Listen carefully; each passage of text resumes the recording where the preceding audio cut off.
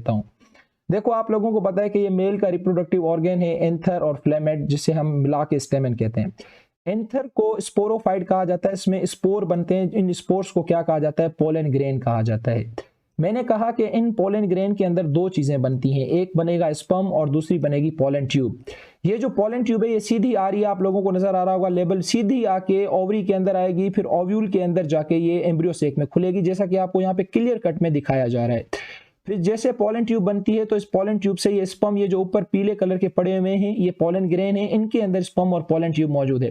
Pollen tube से sperm travel करते आएंगे, ये आपको यहाँ पे दिखाया भी जा रहा है। दो अगर आप लोगों को नजर आ रहे हो छोटे से स्पर्म यहाँ पे मौजूद हैं।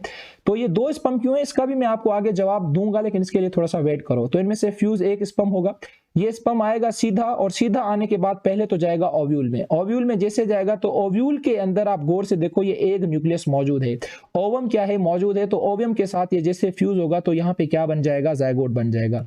तो ये जायगोट जैसे बनेगा, ये जायगोट बड़ा होगा, एम्ब्रियो के अंदर कन्वर्ट होगा, ये एम्ब्रियो दोबारा से बड़ा नहीं, देखो जैसे जायगोट बनेगा, जायगोट के बाद क्या होगा? ये जो पूरा का पूरा ओव्यूल है ना, ये पूरा का पूरा ओव्यूल ये देखो सीड में क्या हो गया? कन्वर्ट हो गया। आप लोगों को नजर आ रहा होगा पूरा का पूरा ओव्यूल फर्टिलाइजेशन के बाद सीड में कन्वर्ट हो गया। फिर इस सीड के मुख्तलिफ पार्ट होते हैं, ये भी हम सीड के स्ट्रक्चर में पढ़ेंगे। अब इस सीड की क्या होगी? जर्मिनेशन होगी, जर्मिनेशन के बाद सीडलिंग होगी, फिर रूट शूट बनेंगे, दोबारा वही स्ट्रक्चर बनेगा। अच्छा, अगर ये फ्रूटिंग प्लांट्स है यानी ये फ्रूट देता है, तो फिर क्या होगा कि जब सीड बनता है तो सीड बनने के बाद ये जो पूरी ओवरी आपको नजर आ रही है ना, पूरी कंप्लीट ओवरी, ये ओवरी पूरी की पूरी किस में कन्वर्ट हो जाएगी? फ्रूट में कन्वर्ट हो जाएगी। अगर ये फ्रूटिंग प्लांट है यानी ये क्या देता है? फ्रूट देता है, तो ये ओवरी किस में कन्वर्ट हो जाएगी? फ्रूट में।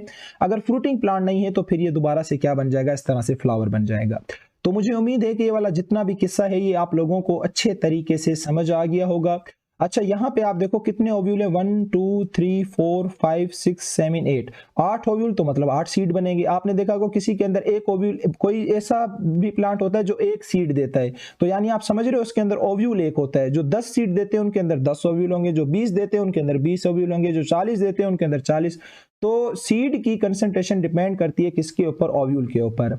तो बहुत आसान सा मैकेनिज्म है, स्पर्म आएंगे पोलन ट्यूब से सीधा ओव्यूल के अंदर जाएंगे, एम्ब्रियो सेक में ओवम पड़ा हुआ है उसके साथ जाके फ्यूज हो जाएंगे। जैसे फ्यूज होंगे पूरा का पूरा ओव्यूल किस में कन्वर्ट हो जाएगा? सीड में, जैसा कि आप यहाँ पे देख सकते हैं आसान तरीके से। उसके बाद अगर ये फ्लावरिंग प्लांट होगा तो इसकी ओवरी कन्वर्ट हो जाएगी किसके अंदर? फ्रूट के अंदर।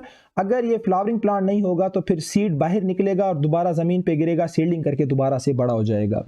अच्छा, उसके अलावा जब भी हम फ्रूट खाते हैं तो आप वही देखते हो ना, फ्रूट हम खा रहे होते हैं और उसके अंदर क्या मौजूद होता है? सीड। तो जाहिर सी बात है सीड ओवरी के अंदर क्या होता है? बंद होता है। तो मुझे उम्मीद है कि ये वाला किस्सा आप लोगों को अच्छे तरीके से समझ आ गया होगा।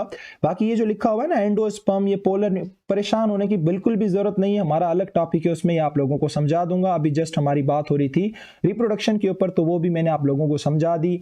एंजियोस्पर्म्स का तरीका भी समझा दिया, जिम्नोस्पर्म्स का भी, कंप्लीट इनकम्प्लीट भी, यूनिसेक्सुअल बायसेक्सुअल या मोनोशियस डायशियस भी आप लोगों को क्लियर मैंने करवा दिया। आप इसको पढ़ें, अच्छे तरीके से समझें। जहां प्रॉब्लम होती है कमेंट बॉक्स में आप आके मुझसे पूछ सकते हैं। तब तक के लिए अल्लाह हाफिज़, अपना बहुत सारा ख्याल रखिएगा।